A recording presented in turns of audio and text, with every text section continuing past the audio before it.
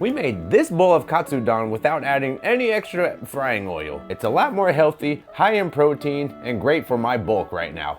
Now what we're gonna need is any lean meat you wanna use. You can use chicken, beef. I'm gonna use this pork thigh.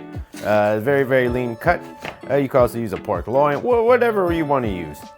We use half a small onion, a couple of eggs, some green onions, some dashi or fish stock, and just a little bit of flour. We're not gonna use too much. All right, I'm going to slice this in half to get us an appropriate katsu size shape. We'll just be very careful. Kind of eyeball it. There, we got halfway there. Make long cuts. Long, slow cuts. Yeah, this is looking pretty good. Always curl your fingers up away from the knife, just for safety. Make sure your wrist isn't down there. And yeah, this looks pretty good. We got some excess here. I'm gonna cut this off, but I'll use this for something else, don't worry. We're gonna cut off some of this tissue here. We don't really want that. But we can use this for something totally else. I'm gonna put this in a bag. It's a little thick. You could use a meat mallet, or you could just kind of push it down with your paw. Whatever you wanna do, give it a little. I don't know if this does anything. Yeah, you can mash it with your knife, just make sure you aren't cutting through it. If I had a really, really good knife, it might cut through. I'm just gonna go ahead and give this some salt. And since I'm not trying to use too much flour, I'm just gonna flour onto this board very, very lightly. And I kinda wanna push it in a little bit. And all this is gonna be for is to let the egg wash kinda stick on a little bit better.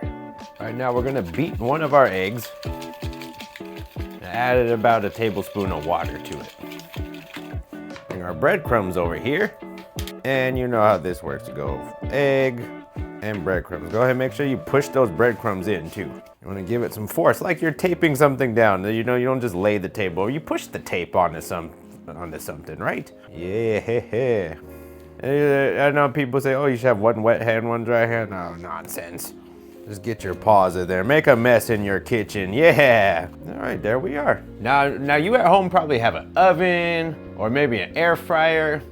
I ain't got none of that. I got a toaster oven, so I'm gonna bake these in the toaster oven at 220 degrees Celsius for who knows how long. It only goes for 15 minutes. I'm gonna let it go the whole 15 minutes, check on it, maybe flip it over, and we'll see where we go from there. But if you have a better appliance like a real oven or an air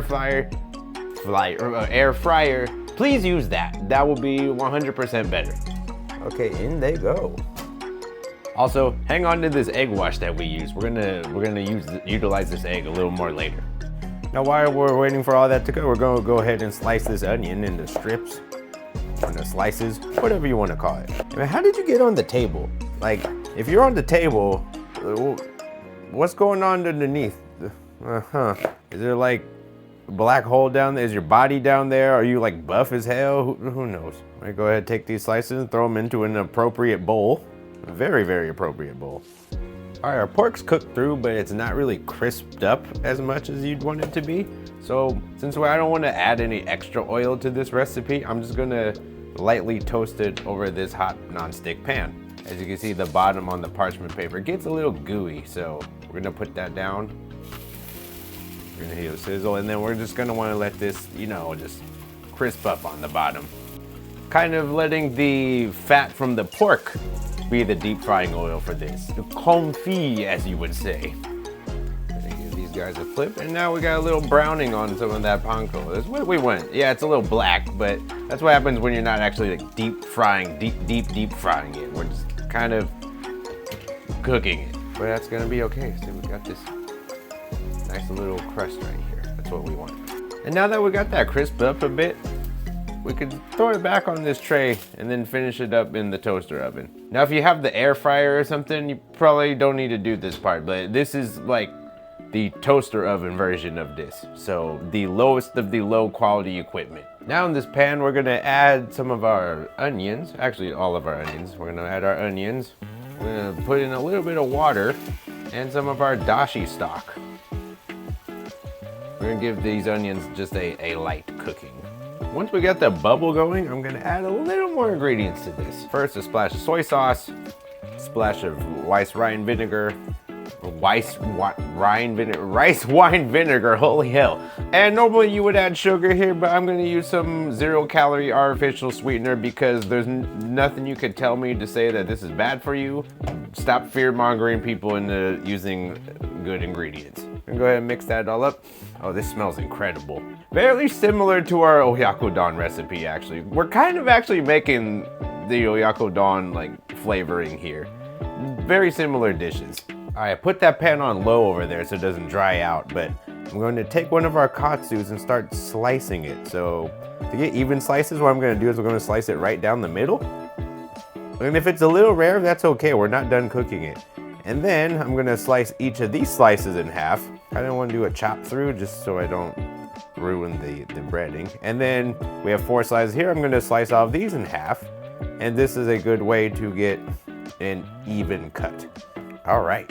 Next, we got the rest of that egg wash we saved. We're gonna take another egg, add that to there. Also spill some egg on the side of your table. That's part of the recipe, is spilling some of your egg. Go ahead and beat this together. Now you might be thinking, oh, would it be healthier if I use egg whites? Yeah, but I think the calories from the egg yolk offer so much nutrition, like some good omega-3s, vitamins.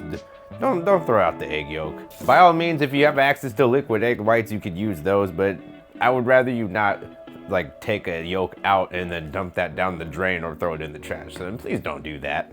Eat the egg yolk. Then I'm gonna throw some more ingredients into the egg. And a little more dashi, just a splash.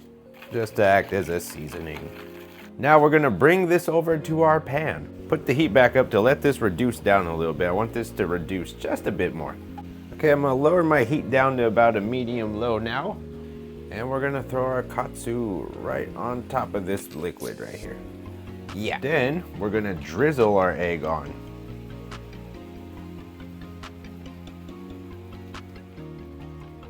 Some of it on the katsu, some of it around it. And then we're just gonna let that cook through. And your pan should look something like this when it's all finished.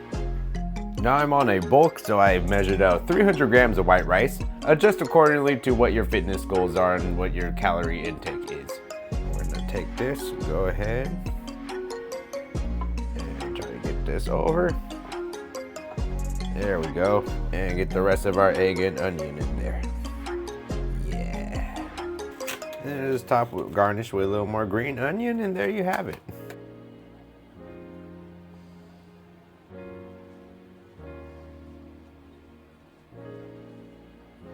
All right, Diglett, let's go ahead and give this a try. Egg, some pork. Oh, that's so good. Literally the only thing, I don't taste the oil, which might make this better. Yeah, but overall, this is really, really good. The umami flavors of the dashi, the egg, the pork's cooked very well. This is just one of the better things I've made at my house in a while.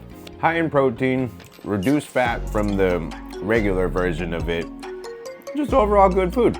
Anyway, that's gonna do it all for this video. If you have any suggestions of what you'd like to see healthier versions of, please let me know in the comments. Thank you so much for watching, and until next time, bye-bye.